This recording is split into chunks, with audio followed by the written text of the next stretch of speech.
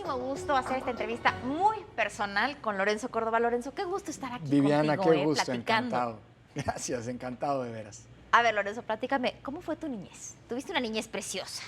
Sí, fue una niñez muy rica, en una familia de intelectuales, marcado, digamos, por un contexto de mucha cultura, de mucha cercanía con la universidad, ¿no? La universidad era mi segunda casa, ¿no? Mis dos padres eran investigadores de la UNAM, entonces, sobre todo una niñez en la que aprendimos muy pronto a discutir y argumentar, digamos, ¿no? A ver, platícame, ¿cómo era una sobremesa, por ejemplo, en tu casa? O bueno, No era una sobremesa normal. no, mira, era, por ejemplo, en las comidas donde se invitaban a amigos y además siempre se discutía de política. Mis padres ambos eran militantes, digamos, gente ideológicamente con empaque ideológico, déjame decirlo así. Así que se discutía mucho en los 70 de la situación del mundo, ¿no? De las condiciones del propio país. Es decir, me gusta mucho contar una anécdota en donde alguna de las abuelas decía, oigan, es que ya no hablen de política en la mesa no se habla de política, y prácticamente todos nos volteamos a decirle, no, es que en la mesa se habla de política, es lo normal, ¿no? Mira, ¿Cuántos años tenías ahí? pues, no sé, 5 o 6 años.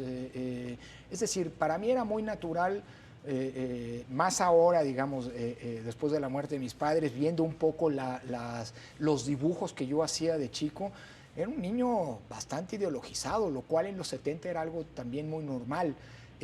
Pero eso no implicaba, digamos, que todo girara en torno a ese tema, ¿no? Siempre, insisto, los temas de la historia, fue una familia, la verdad, un ambiente muy culto, que yo aprecié mucho. Yo siempre estudié en una escuela pública, cosa que también agradezco, porque me permitió tener un contacto, digamos, muy claro con la realidad del país, pero siempre, digamos, contrastando, ¿no? Y enriqueciéndome recíprocamente, insisto, de un ambiente culturalmente muy rico, de mucho Por supuesto, y debate. tu mamá, bueno, estuvo muy adelantada a su época, empezó a trabajar Sí. intensísimo en una época donde no todas las mujeres trabajaban, y ahí ibas desde chiquita a la universidad. Sí, no, y además, bueno, pues, a ver, mi madre era italiana, era arqueóloga en Italia, y además era una mujer, una feminista. Entonces, digamos, en un contexto en el que en México, en efecto, no era muy frecuente ver esto, pero bueno. ¿Dónde se conocieron tus papás? Se conocieron en Italia. Mi padre estudió un posgrado en Italia, y en la parte final del posgrado, mi madre era novia de un amigo de mi padre y bueno, acabaron volviéndose novio de ellos, y luego mi madre enamorándose de México. ¿Y los ¿no? nonos italianos, qué recuerdo tienes de ellos? Bueno, De no tus conocí a mi abuelos, abuelo. Mi abuelo murió, de hecho mi padre ni siquiera conoció al papá de mi mamá, había muerto cuando mi madre era muy joven, pero mi nona, mi abuela, se vino a México desde que nací yo. Entonces, de hecho, mis dos padres eran hijos únicos, así que pues en la casa convivían las dos abuelas, la abuela mexicana, muy tradicionalista, y la buena italiana, que a pesar de todo, digamos, de ese espíritu muy latino, de mucho relajo, de mucha condescendencia, pues tenía lo suyo en términos de conservadurismo. Así que eso acaba contrastando. Son durísimas las abuelas italianas, yo tuve una. Son duras las abuelas italianas, pero también son un encanto. Además era totalmente condescendiente. La gran ventaja era que cuando alguna se ponía ruda, siempre tenía el extremo de irme con la otra para que fuera condescendiente. ¿Y entras a la UNAM después a estudiar leyes? Entro a la UNAM a estudiar leyes. Entré a la UNAM desde la preparatoria. Hice la preparatoria en un CCH, en el CCH Sur.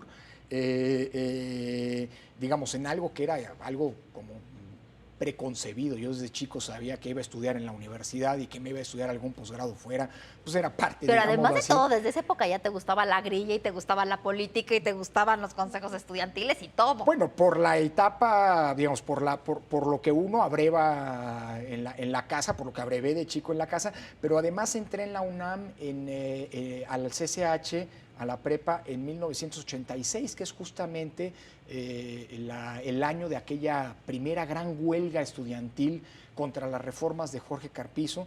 Así que yo formaba parte entonces del CEU, de una ala progresista que después fue la que empujó la realización del Consejo Universitario. Y paradójicamente, pues Jorge Carpizo fue uno de los personajes intelectualmente, pero además en términos de amistad más cercano.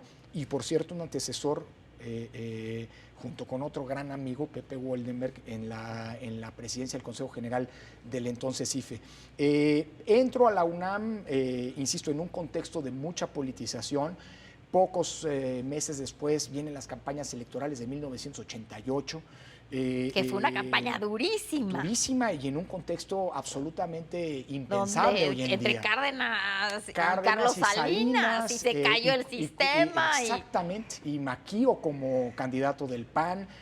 Fueron años muy complicados, una intensa movilización social, y que coinciden ahí sí, en 1989, con mi entrada a la facultad, que es uno de los momentos espectaculares de mi vida. O sea, la Facultad de Derecho yo me la gocé muchísimo, volvería a estudiar Derecho tantas veces como fuera necesario.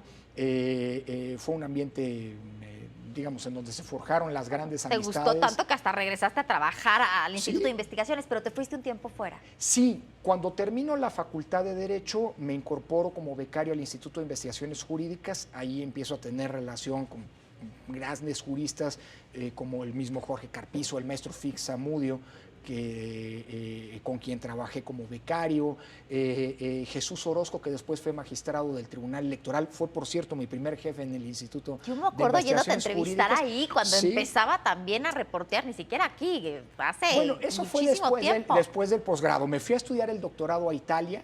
Y después volví no pude volver a la UNAM, estuve en Turín, en el norte. Ahí es divino. Sí, además estudié ahí teoría política en el seno de una escuela, la que funda Norberto Bobbio, que es una célebre escuela de filosofía política, estudiando. Poco antes de irme, por cierto, había trabajado ya con José Woldenberg en el IFE en 1994, entonces esa fue mi primera aproximación a las cuestiones electorales en el campo, digamos, ¿no? Ahí te visualizabas que ibas a acabar siendo presidente ya no del IFE, sino del nuevo organismo. Para nada, bueno, ahí coincidí con Carpizo siendo presidente del IFE como secretario de Gobernación entonces todavía.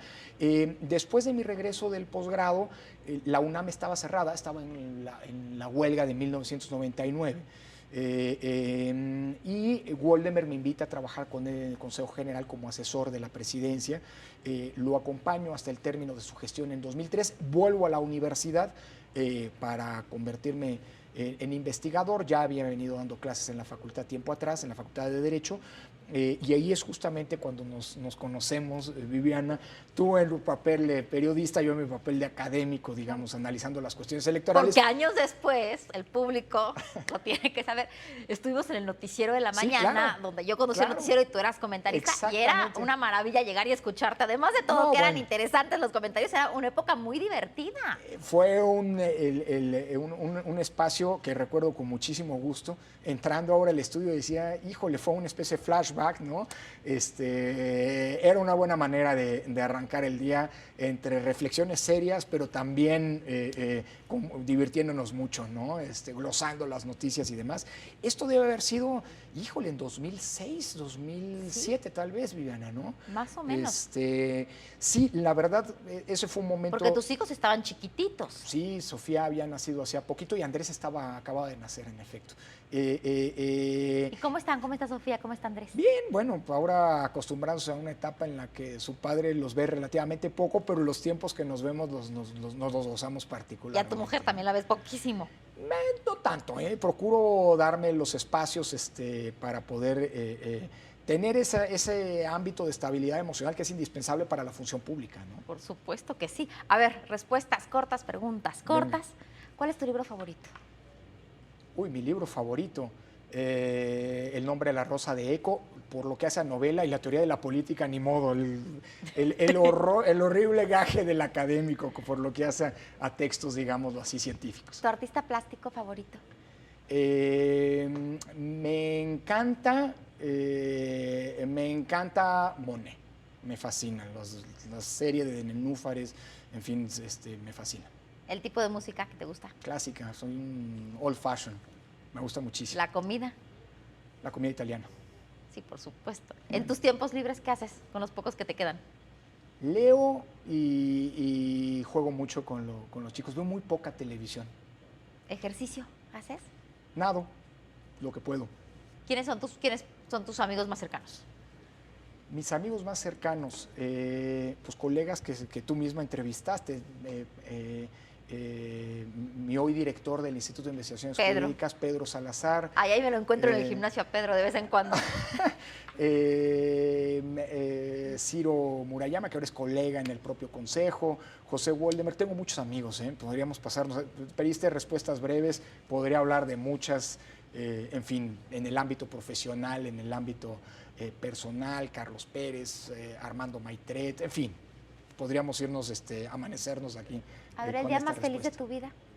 El día más feliz de mi vida, cuando me casé. ¿El más triste? Cuando murieron mi madre y mi padre. O sea, son dos momentos distintos, 2 días, así que me tomo 2. ¿En 10 años dónde te ves? En la UNAM, espero. A ver, complétame esta frase. Lorenzo Córdoba es... Alguien comprometido con su país. Muchísimas gracias. Gracias, Viviana, a ti. ¿El tuyo es una familia buena, un abuelo? ¿El día más feliz de tu vida? ¿De comida?